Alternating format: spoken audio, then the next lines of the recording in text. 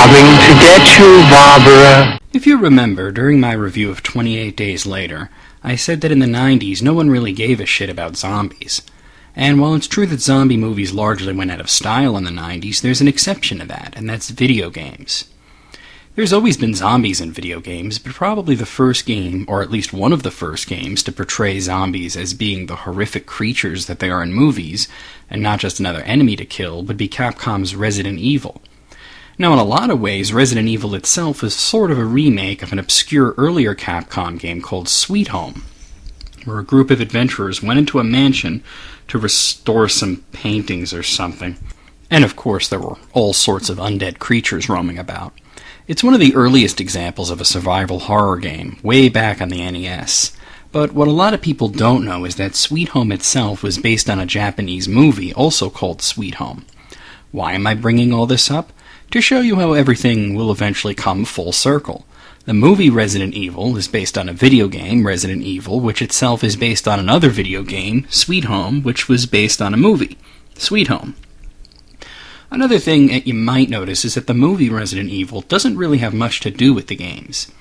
In the game, you play as one of two cops who are investigating a creepy old mansion in Raccoon City, which is infested with zombies and mutated creatures. You learn it's all caused by a virus, the T-virus, created by a corporation called Umbrella. In the movie, there's a cop, but most of the characters are Umbrella employees going to investigate a rogue AI that killed a bunch of people. Later on, there are zombies, but the plots are pretty damn different. If you know a lot of crazy horror films like I do, you might notice that the entire first half of Resident Evil bears a striking resemblance to another movie called Cube, and if you look into it, you'll find they have the same director. So Resident Evil the game is sort of an unofficial remake of Sweet Home, and I like to say that Resident Evil the movie is sort of an unofficial remake of Cube, which was a rather obscure movie. I think Paul Anderson wanted to show off a lot of the stuff from Cube and have a much wider audience see it. The reason that the movie was so different than the game is debated. There's a rumor going around that originally the movie was going to be very close to the game, and that it was going to be directed by George Romero, creator of the Dead series. But that Capcom put the pressure on the studio to fire Romero, feeling that nobody would buy their games if they could just watch the movie instead, and if that seems incredibly stupid to you, it's because it is. It's bullshit. Although the zombies in the Resident Evil games greatly resemble the Romero zombies, and it would have been awesome if Romero directed Resident Evil, he was never attached to it or even approached about it, and Capcom had almost nothing to do with the movie, which is a big part of why it's so different. Basically, the studio felt that if they made it just like the game, no one would think it was scary because they know what happens. And I get that, I really do. If you were to just adapt the plot of Resident Evil exactly, the fans would love it, but it would really lose its effectiveness as a horror film. A big criticism about the Resident Evil series of movies in general is that although with the sequels it got more and more like the games, the original has no characters from the games at all, and the central character, played by Milla Jovovich, Alice, becomes the main character of the whole film franchise, making characters like Jill Valentine get pushed into the background. But you have to remember that films have a larger audience than games, and Alice has marquee value. The first movie did well, and if you're going to do sequels and not reboots, it is logical that she's in them. But let's talk about the original's plot. The movie starts in an Umbrella Corporation underground facility called the Hive. It's basically a research facility that's hidden underground. The mansion on the surface is just a decoy and a way of gaining access. But personally, I think there has to be multiple ways to get in and out, as it'd be weird if hundreds of scientists show up at a mansion every day to go to work. Anyway, they're developing the T-virus there for reasons unknown. I guess to sell it or some shit. Umbrella is pretty fucked up. Someone steals the virus and breaks one of the vials and escapes. The security system of the Hive is run by an AI called the Red Queen, who is based off the director's kid and takes the form of a little girl through holograms, though you won't see that until later. The Red Queen shuts everything down and kills everybody in the Hive. A team of soldiers is sent in to investigate, which includes Alice, who has amnesia. Basically, she woke up laying down in a shower in the mansion and has no idea what is going on, until the soldiers show up and ask her for her report. It turns out the knockout gas that made her pass out in the shower also gave her temporary amnesia, though throughout the movie her memory slowly comes back to her. Their mission is to go in and disable the Red Queen and find any survivors and rescue them. There's also a cop who they arrest for some reason, as they find him there, and I guess they think it's pretty suspicious, so he spends most of the movie getting dragged around in handcuffs. He's there to find out what happened to his sister, who was an Umbrella employee, and was working on the inside to bring down the corporation with him, and had another contact on the inside, who turns out later on to be Alice, though you won't find out until the end whether or not it's Alice that caused this mess and betrayed her. On the way down to the hive, they take a train, and on the train they find another amnesiac, who is an Umbrella employee who posed as Alice's husband. Anyway, as they make their way to the Red Queen's CPU, a good number of the team is killed by her in a laser room that's pretty much taken directly from Cube. The survivors get to the Red Queen and disable her, though she pretty much begs them not to, saying if they disable her, they'll all die, but they ignore her, figuring it's just the AI trying to save itself. But when they disable the Red Queen, all of the locked doors and security measures throughout the hive are undone, which turns out to be the only thing keeping back a horde of zombies.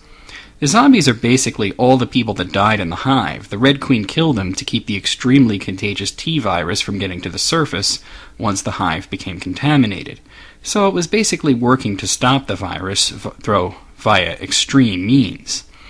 The dead are all zombified and start attacking, and here is when the movie finally starts getting good and resembling the Resident Evil games more than Cube. I mentioned that the zombies in the Resident Evil games resemble the Romero zombies, and it's true. As a matter of fact, in the game Resident Evil 2, they even established the Romero rules, that to destroy the zombie you have to destroy the brain or decapitate them, though in most of the early games you don't actually have to do that during gameplay. It does carry over to the movie, though. Unless you cut off their heads or shoot them in the head, they just keep on coming. There are a lot of references to the Dead series, like when one character gets pulled backward into an elevator by a horde of zombies. It's just like in Dawn of the Dead, and the ending greatly resembles Day of the Dead. There's references everywhere. They try to escape from the zombies and reach the surface, but they find it difficult, and more of the team get killed, pretty much leaving Alice, the fake husband, the cop, the computer guy, and the tough chick alive. The tough chick is named Rain and is played by Michelle Rodriguez, and she becomes more central to the plot toward the end of the movie because even though she survives attack after attack, she's bit by zombies multiple times. Alice remembers that there's an antivirus, so they decide to reactivate the Red Queen to help them, though they have a remote they can use to completely destroy her if she's uncooperative. The Red Queen guides them to where the antivirus should be, but it's not there, and about now the fake husband guy's memory starts coming back, and he realizes he's the bad guy. Both him and Alice were trying to steal the virus, but for different reasons. Alice was working with the cop's sister to try and take down Umbrella, while this guy just wanted to sell the T-virus to the highest bidder. He was the one who unleashed the virus and caused the whole mess, and he had moved the antivirus to the train, and he goes off to escape while locking everyone else in the sewers of the hive. The Red Queen, however, unleashes the liquor creature on him, which kills him, though later on he does become a zombie, and Alice gets to kill him a second time. The liquor is a creature from the Resident Evil 2 game, and is my only complaint about the special effects. It's really, really bad CGI. It's too bad that they couldn't use makeup like they did with the zombies. The liquor mutates and becomes larger and larger, starting to almost resemble the creature William Birkin became in the second game. Meanwhile, the Red Queen just won't open the door for them to escape because she wants them to kill Rain, who was bitten by zombies a bunch of times. Rain agrees, but Alice doesn't want to kill her. She wants to get to the antivirus and use it, though there's no guarantee it'll work after such a long time. After a lot of tension, the computer guy just fries the Red Queen again, this time for good, and they get to the train and administer the antivirus to Rain, who at first seems okay, but guess what? The Red Queen was right, and she becomes a zombie and starts attacking, forcing Alice to shoot her in the head. At the same time, the liquor creature is attacking the train. They manage to kill it, but the cop gets scratched and starts mutating.